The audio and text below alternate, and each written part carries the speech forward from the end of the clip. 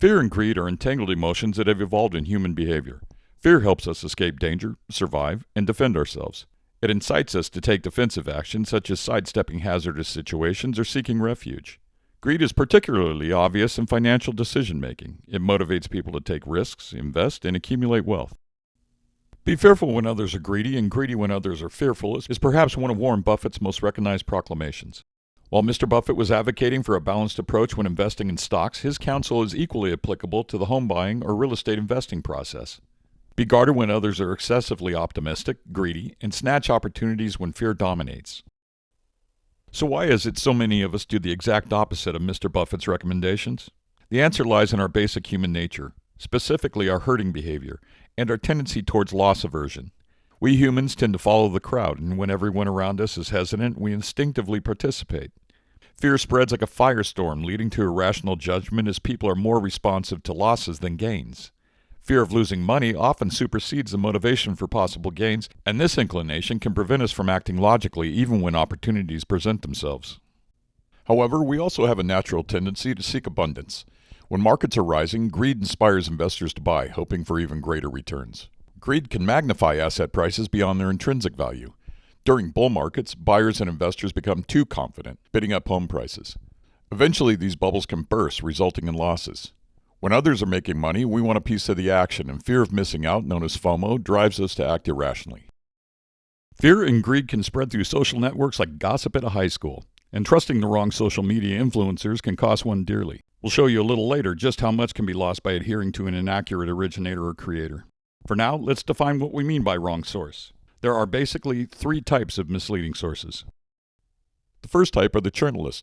These are the clickbait artists and cherry pickers who churn out videos and stories in an unoriginal and repetitive manner. This lot depends almost entirely on press releases, news services, and other off-the-shelf material, rather than performing unbiased research or investigation of their own. In reality, journalists must rely on the work of others, as the greater number are unqualified and too inexperienced to gather housing data and correlate that data in order to arrive at a factual conclusion independently. This brand are the main source for the endless sea of provocative headlines and alarming thumbnails that get stuck in one's psyche while scrolling for anything of substance. The second type are the shills. These are people promoting or endorsing products who create an image of genuine enthusiasm and profit while doing so. Some even disclose their vested interest. We've seen more than one influencer in this category sell their interest after promoting a product for an extended period of time. The evidence they sold only becomes apparent or is disclosed after the fact. The more cunning will peddle the idea of imminent disaster about to strike in the stock market, the housing market, or fiat currency, in order to drive investors into whatever it is they're promoting as a safer haven. The third type of wrong source is the water cooler crowd. The water cooler crowd engages in casual conversations that are not directly related to work tasks. Even remote workers can participate in virtual water cooler conversations through company intranets or chat platforms. Besides coworkers, this group can also be comprised of well-intentioned family and friends. The water cooler crowd tend to repeat what they've heard the journalists and shills popularize. In the investment world, we're hard-pressed to come up with a single example of reward without risk. Typically, the greater the risk, the higher the potential reward, or loss, and there are very few cases we can think of in which one can change the odds in their favor for extra reward. This is why we like the blackjack analogy. Good card counters can optimize their advantage over the house by 0.5 to 1.5%. This may not sound like much, but over time and the more hands they play, these human calculators can really rake in the dollars. This is why casinos blacklist them if they're discovered. Casinos even share their preclusion lists with one another. As in the game of blackjack, we can increase our odds for extra reward by buying or selling real estate, and no one can blacklist us. Whether we simply want to buy a home for ourselves or our families, or we intend to invest, I think most of us can agree we'd like to buy or sell at a price that would benefit us most. We'll use King County, the home of Seattle, in our next example. If you're in another state, it's preferable for you to use stats from the most populous counties in your region to gauge market vitality. More sparsely developed areas tend to have insufficient data which can slant the results. This first chart compares median prices in King County every 5.5 years. This is as if we purchased a home in January and sold in June 5.5 years later. Why January and June? Because we've taken 23 years of median prices in King County and averaged them by month to arrive at the best times to buy, which is in January, and sell, which is in June. We've done this for illustrative purposes, and it cannot, therefore, be considered buying or selling advice, plus it's only median prices. We also feel adjusting for inflation over time is germane as it provides a more accurate comparison of prices and values over different time periods. While this may not be a precise example, it helps us consider the opportunity cost of not investing. It also helps us better assess whether the investment in real estate has outpaced alternative investment opportunities over the same time period. Why do we use 5.5 years for this example? See IRS's Topic 701, Sell of Your Home. Quoting from their website, if you used your home as a primary residence for any 2 out of a 5-year period, you can qualify for a $250,000 capital gains exclusion. That's if you're filing single, or $500,000 filing jointly with a spouse, end quote. However, you're going to want to consult with your accountant over this. We've known people who do this. They basically live out of a suitcase and move every few years while renting out their home for 3 of those 5 years, and also enjoying the tax benefits rental property offers. If one's income or incomes would support a lifestyle in which they'd be willing to live below their means, if it meant they could buy a property every year, 2 years or 3 years, etc., they could build a nice reserve fund in a relatively short period of time using this strategy alone. This graph totals $4,250,881, and while we realize this strategy isn't everyone's cup of tea, or buying a new home every so many years is impossible for the majority, it makes a point that believing the nonsense the purveyors of doom churn out daily can cost one a literal fortune, especially when we consider this is only one of many game plans we intend to share in ensuing videos.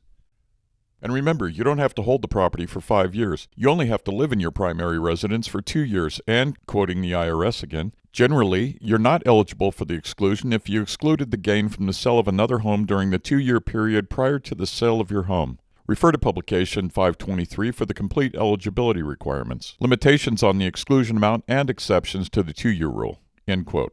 However, when it comes to selling a rental property, the tax consequences are different.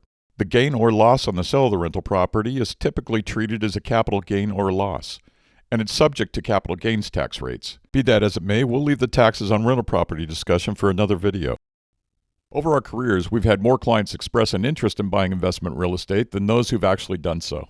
Let's have a closer look at what could have been accomplished just since 2015. We've chosen 2015 because we had quite a few inquiries regarding investment real estate in that year. Just look at those median price differences in only 9 years. We have a few clients with children about to enter college.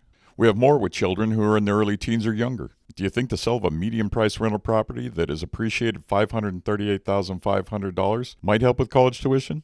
And remember, you're likely leveraging the property with a 30-year mortgage using OPM, other people's money. If you put 20% down, the median rate for a loan in this type was somewhere in the 4% range if memory serves. Your profit would then be somewhere north of $600,000 minus applicable taxes, commissions, and closing costs. This is what the merchants of fear are selling: lost opportunity costs. In business, opportunity cost is often used to assess the potential benefits of various options and to make decisions about resource allocation. By considering the opportunity cost of each decision, businesses can make more informed decisions about how to use their time, money, and other resources effectively. And so can you. Not investing at all is also a decision, but a costly one when accounting for inflation over time. Let's tackle a common question we get whenever we share these charts with people. They see those red candles and say, yeah, but if you bought during the housing bubble, you'd be underwater for 5 years. Which is true, except for one big exception. What if there was an early warning system that could notify us of potential downturns or spikes in prices? In the first video, we discussed the negative correlation between total active listings and median prices. Here's a scatter chart from the third video in which we said this is one of the most revealing graphs in this video. Notice when total active listings remain below 4,000, prices are elevated. And when they're below 2,000, median prices are extremely high. Price movement really depends a great deal on the heading of the total active listings. 4,000 moving toward 3,000 and prices are rising. 4,000 moving toward 5,000 and prices are dipping. That ratio will change according to a region's population density. Since this video will be released towards the end of May to the beginning of June, we have a prediction for you. If total active listings rise, the journalists and shills will pick up the pace of their jeering in late summer through fall, as this is the season in which total active listings normally begin to rise. Thus, median prices soften. This is a recurrent cycle that very few of these housing hecklers seem to comprehend, as they never put this rhythm into perspective. Once you understand the broader seasonal view, the shrill antics of the clickbait artists become predictable and boring. However, if total active listings soften compared to 2 years ago, then the journalist will have to cherry-pick some other statistic to complain about. Here's a graph of month-over-month median prices from 2001 to 2024. We average these median prices over this 23-year period. Depending on the trajectory of total active listings, odds of interest rate hikes or cuts, etc., we can get a relatively good feel of what's likely to happen with future median prices. The point of this video is to impart to viewers that there are many ways to analyze data. Even in the best of times, one can find something to spin negatively. Whenever we enter the term housing markets into the YouTube search bar, many of the thumbnails and titles predict disaster for the housing markets. And this has been going on for many years. We alluded to the reason for this earlier. It's because negative news sells big. The saying in media circles is, if it bleeds, it leads. These trash journalists get thousands of views in a matter of days or even hours, and they reap the rewards while their subscribers suffer the consequences of relying on gutter journalism as if it were factual. We hope you'll consider following our channel as a counterbalance to the avalanche of unprofitable negative news bias. Please subscribe, like, and share as we condense decades of experience in an industry that produces more millionaires than any other medium. Thanks for watching. We always appreciate your time.